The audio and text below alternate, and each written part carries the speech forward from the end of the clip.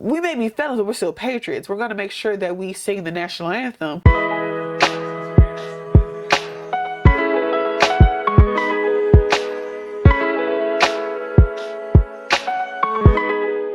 Hello friends, and welcome back to another episode of Beautifully Nerding. I'm your host Bri, and I hope that everyone has been enjoying the snow day if you are in the South with me, because even though it wasn't a ton of snow, it was just the right amount. The kids were outside having fun making snowmen and all that good stuff, and it was just a good time in the South. Atlanta in particular, you know, they're always gonna shenan. The shenanigans were on full display, and I love that for them. But since I was snowed in, I decided to look through all of my different subscriptions and see what movies I just have not seen before. I looked through Paramount Plus, just kind of perusing what movies and TV shows were on there, and then I stumbled across 2002's Undisputed. While I had never heard of it, I saw Wesley Snipes and I was intrigued. I remember everyone saying like how big of a star Wesley Snipes was, and then when all of his issues happened in real life, you know, he kind of had to take a back seat on things and get things together, and now, you know, he's back and, you know, doing more things. But I never fully got to experience Wesley Snipes in his heyday outside of Blade. So it's interesting to see another movie starring him that would let me see who is Wesley Snipes as an actor. So Undisputed stars Wesley Snipes and Ving Rhames, and essentially it's about these underground prison fights. So Wesley Snipes plays Monroe, who has been in prison for 10 years and is the prison champ. Ving Rhames plays Iceman,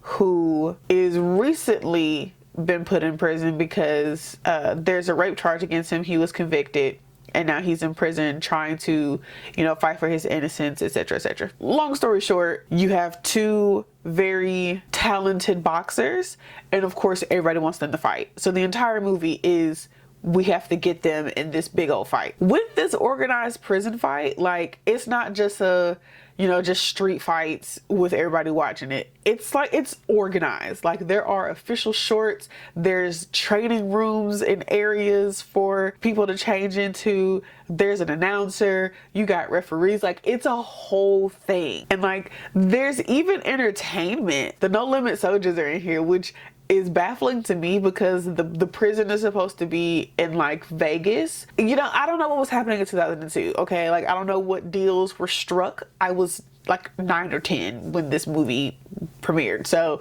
it's above me. But I definitely feel like it's very extremely 2000s to have the opening song and you hear like a baby Lil Wayne, and I'm just like, I literally had to pause. I'm like, what is happening here? So we get some forced introductions of our main characters and why they're in prison.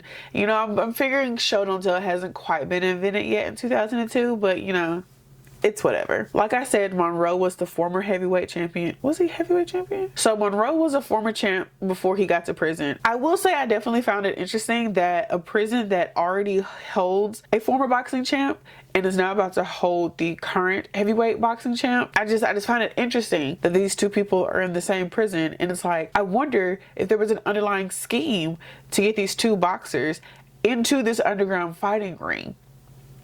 So going in, Iceman definitely says that he doesn't want any drama, but then immediately goes to start drama with Monroe just because he hears that, like, oh, he's the boxing champ of the prison. And so Iceman is like, oh, you think you bad? And Monroe's like, I'm really just trying to live my life. They send Monroe to solitary to avoid inciting any other violence between the two, because if the two of them start fighting, it can just start way more that nobody really has time to deal with. And just a few minutes in, like, the movie is giving very Creed 3, which I find interesting because as I was doing some research for this video, I saw that there's like 4 Undisputeds. Like, I think the second one has like Michael Jai White in it, which I already want to see because I love me some Michael Jai White. But I will say that one of the downfalls of this movie that I feel like the Creed movies do a lot better, this movie, they don't actually make you care about the characters whatsoever. The entire movie is just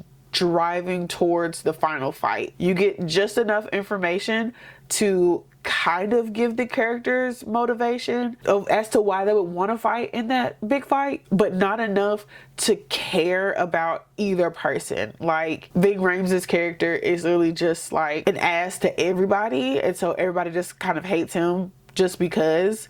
And then there's a bit of a sob story to where he's like, you don't understand what it's like. I'm in here trying to survive. But it's like, the reason you're fighting so hard to try to survive is because you are the one starting all the issues. You're a big dude and you're literally the heavyweight champion of the world. No one was gonna start any issues with you. And then Monroe, like, we don't really learn too much about his backstory until like almost the end of the movie. Monroe was a very like quiet to himself kind of person. There's just not a lot of character development as to why I would want to cheer for Monroe either. The movie is essentially, we want to see two big people fight each other. And cool, but like, make me care. Now, Iceman is dealing with troubles on the outside as well. So he's trying to get an appeal on the rape case. His taxes are being audited. Like, he's about to owe millions on that. And pretty much his entire crew has been trashed, like stealing money under him, just not being the friends that they should be for him. And so that's a little bit of Iceman's character development. And that's kind of all that we get. Within the prison, there is an old mobster guy named Mr. Ripstein. He really wants a fight between Monroe and Iceman to happen, essentially because Mr. Ripstein is so powerful within and outside of the prison. Everyone moves heaven and earth to make sure that this fight happens. So now we have a countdown to this bare knuckle turned small glove brawl. We have like our training montages, we have attempts to cancel the fight, we have attempts to fix the fight from multiple parties, and both Monroe and Iceman are like, I'm not going. I know I can beat this dude. I don't need no other help. Both Monroe and Iceman are able to kind of negotiate some terms that help them. Iceman wants to get out because, you know, he's been claiming his innocence since the day he got there, because he's the, you know, what do I gotta rape somebody for? Sure. Monroe has a sister, and the sister has 3 kids, but she doesn't have a job, doesn't have a husband, all that good stuff. So she's essentially struggling with like the minimum amount that she's getting from the state. Monroe's like, if I win this fight, I want 30% of whatever you get. No, he wants 40% of whatever he wins to go to his sister and her kids. So both men have something on the line. Real quick, because when I tell you like the movie is very bare bones, so like I'm kind of like reaching for things to comment about, but I do want to make a rest stop real quick, because I'm still not understanding why Master P and the No Limit Soldiers are involved in this movie. Because not only were they doing like the opening music and like entertainment in that first fight, but they're also at the big fight.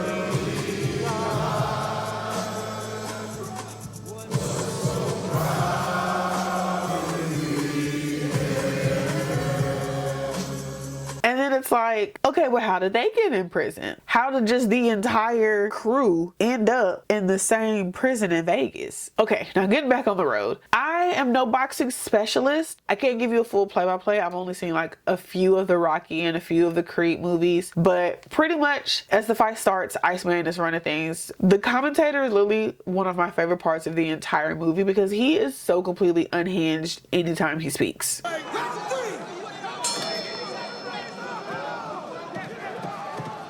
They come out, and it seems like the Iceman is just trying to find that one big shot that'll put Monroe on his ass and give him a one-way ticket to Bootyville. But finally, Monroe is able to land a mean left hook. I only know that because that's what the announcer said. And he knocks Iceman down. Iceman almost ends the match early because of disqualification. Like, if anybody gets knocked down, they have to go to their corners and kind of like take a beat. Iceman was so shocked by getting knocked down that he immediately got back up and was like swinging on Monroe. There's some more going back and forth. In the end, Monroe has Iceman seeing stars. And so Monroe gets to remain undisputed champion of the prison. He now has, I think it said 69 wins and no losses in his prison fighting career. Iceman is able to get out of prison, and he has like this big fight to get his heavyweight championship belt back. He wins that fight, and the announcers there are like, oh, you know, he's able to come back. He still has never lost a fight. He's still your undisputed heavyweight champion. And the guys in the prison are watching the fight on TV, and they're like, Hey, Monroe, you see this? Hey, Monroe! Iceman won! Guess what, cat? They say he's the heavyweight champ of the whole world! Undisputed! Monroe!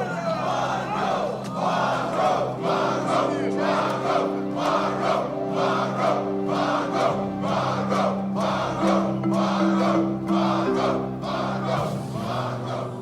And so yeah, that is Undisputed. I mean, like I was saying earlier, I wish there was more character development. I know I compared it to Creed 3 earlier because essentially you just have this one big brolic dude who feels like the world needs to bow before his feet, kiss the very ground that he walks on just because he's big and he's strong. But also like they're dealing with a lot internally that they don't feel like they can really address. Yeah, Undisputed was definitely supposed to be like a guy film because it's one of those where it's just like the whole purpose is to get to the big fight. It doesn't matter how we get there, but we're gonna get to this fight. You know, if that's how you feel, cool.